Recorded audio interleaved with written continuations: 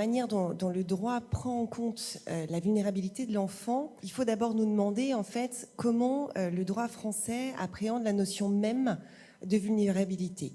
Est-ce qu'il y a des critères? Comment on va identifier ces critères pour qualifier telle situation, telle chose, telle personne de vulnérable au sens juridique du terme? On va avoir par exemple le Code de l'environnement qui va nous parler de zones vulnérables, c'est-à-dire des lieux qui vont être plus exposés que d'autres à certains types de pollution. On a aussi, par exemple, le Code de la défense, donc là on est du côté des militaires, qui vont nous parler des systèmes d'information vulnérables, c'est-à-dire ceux qui vont être le plus exposés aux cyberattaques. Donc finalement, dans tous les cas, on va constater que ces choses qu'on va qualifier de vulnérables, c'est parce qu'elles sont exposées à un risque accru d'atteinte à leur substance, un risque de détérioration de leur fonctionnement ou de leur contenu. Donc ces choses, elles sont vulnérables et le droit va mettre en place une logique de protection renforcée pour qu'on ne puisse pas atteindre leur substance. Alors, ça ne veut pas dire que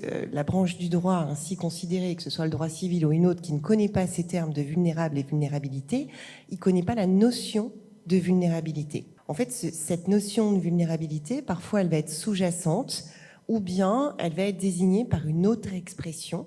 J'en donne une que vous connaissez tous, même si on parle des enfants aujourd'hui. On va par exemple parler dans le droit civil de majeur protégé.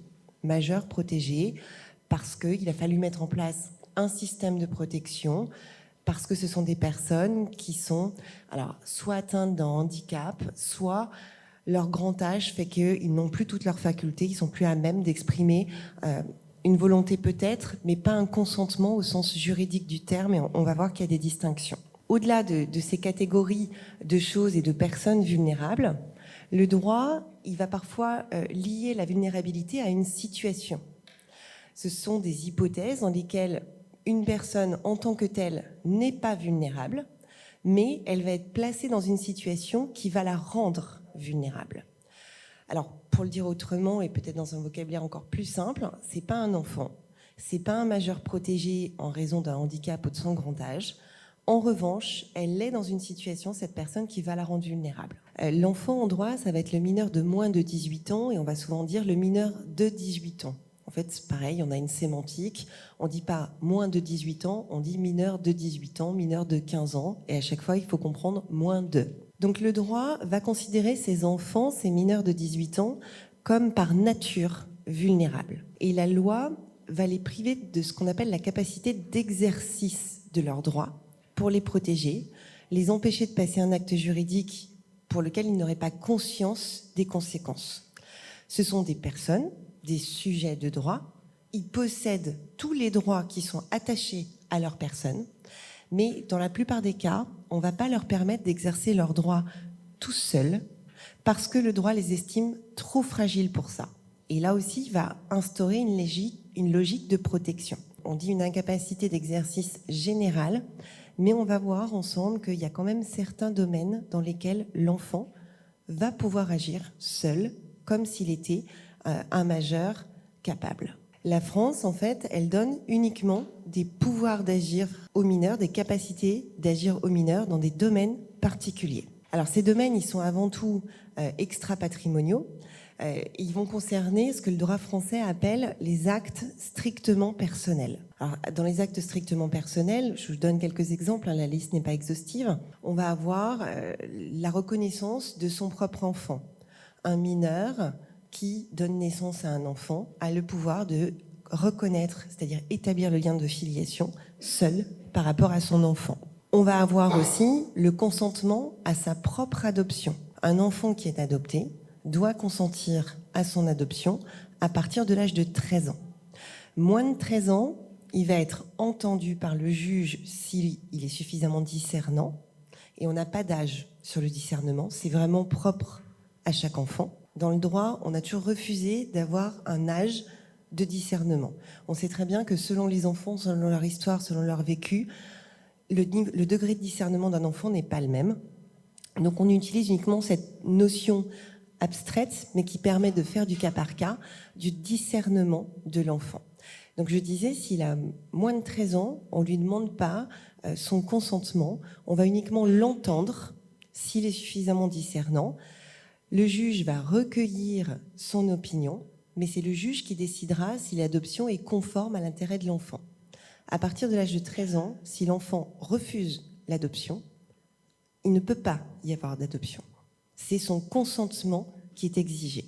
Alors, on retrouve le même système pour les cas de changement de nom ou de prénom. Le mineur doit également consentir, s'il a plus de 13 ans, à la modification de son nom de famille, par l'adjonction, par exemple, du nom de celui de ses parents qui ne lui a pas donné, ou de son prénom. Alors, de manière générale, le Code civil prévoit que l'enfant est associé aux décisions qui le concernent en fonction de son âge et de son degré de maturité. Donc c'est un droit général de l'enfant d'être entendu, donc en premier lieu par les personnes qui s'occupent de lui, et en second lieu, en cas de difficulté, dans toutes les procédures qui le concernent. En droit de la protection de l'enfance, on va voir qu'on a aussi différents traités internationaux qui vont intervenir. On l'a dit tout à l'heure, la France a signé et ratifié la Convention internationale qui est relative aux droits de l'enfant, qu'on appelle la CIDE. Et cette CIDE, elle a permis d'introduire dans le droit français le droit de l'enfant d'être entendu dans toutes les procédures qui le concernent. Alors là, on va aborder un autre juge. Donc, il y a le juge d'affaires familiales qui tranche des litiges entre parents et les questions relatives à l'exercice de l'autorité parentale. Il y en a un autre juge qui est très important dans la protection de l'enfance et dans la gestion de sa vulnérabilité. C'est le juge des enfants, qui a cette particularité qu'il a une double casquette. Ce qu'on entendait tout à l'heure, c'est de dire l'enfant dangereux et souvent en danger. Il est à la fois juge pénal, c'est-à-dire qu'il est juge d'instruction des crimes, il siège au tribunal pour l'enfant, et en même temps, c'est le juge de la protection de l'enfance en amont. Donc, la plupart des juges des enfants, ils font ça très, très, très longtemps, 20, 30, 40 ans, et donc ils ont les mêmes clients, entre guillemets, enfants qui sont pas bien traités par leurs parents et qui font l'objet de mesures d'assistance éducative et qui, à un moment, deviennent délinquants, malheureusement, avec la possibilité qui leur est donnée, quoi. C'est ce qu'on disait tout à l'heure, la protection de l'enfance, c'est un petit peu l'art d'accommoder les restes. Donc, le juge des enfants, il va être sollicité et ce qui déclenche son intervention, c'est le danger. Donc, c'est pas le risque avéré, c'est véritablement le risque et le danger.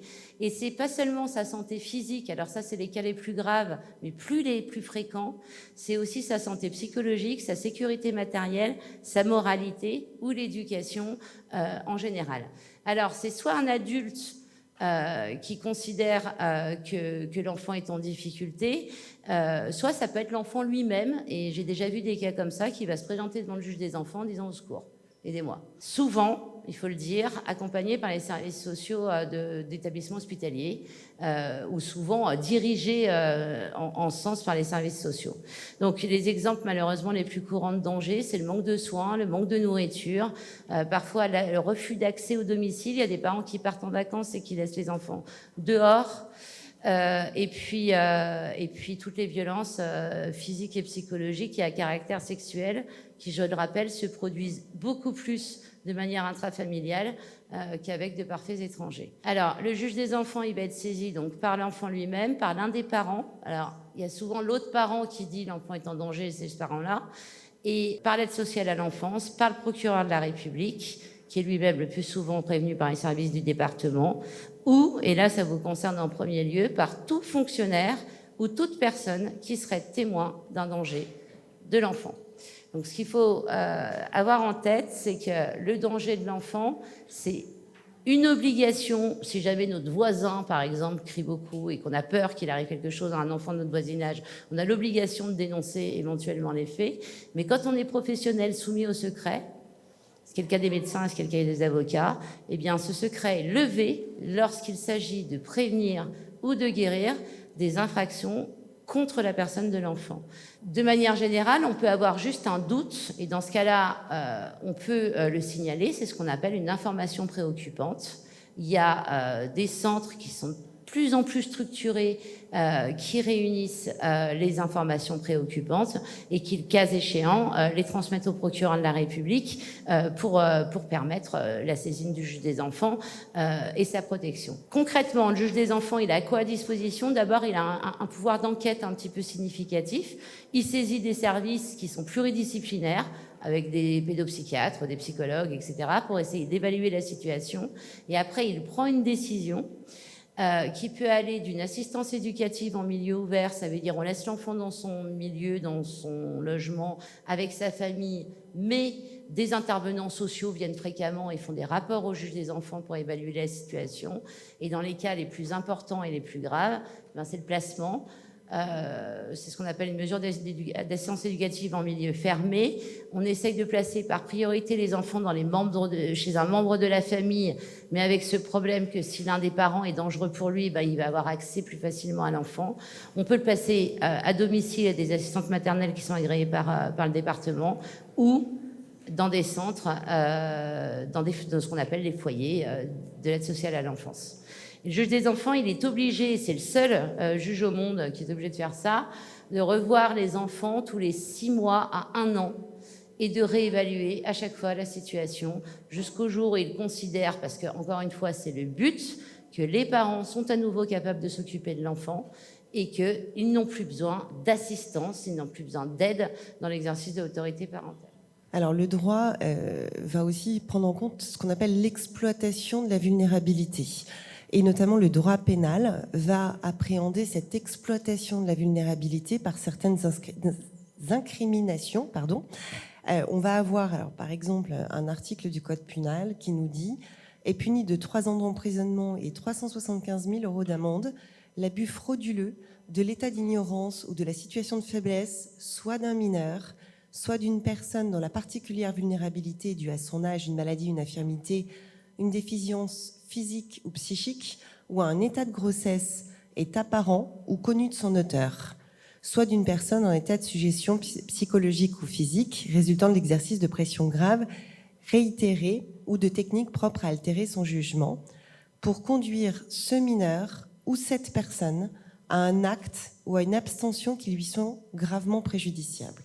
Donc la minorité est prise en compte par le droit pénal. Alors, en droit pénal, la minorité de la victime, ça on le sait tous, c'est une circonstance aggravante.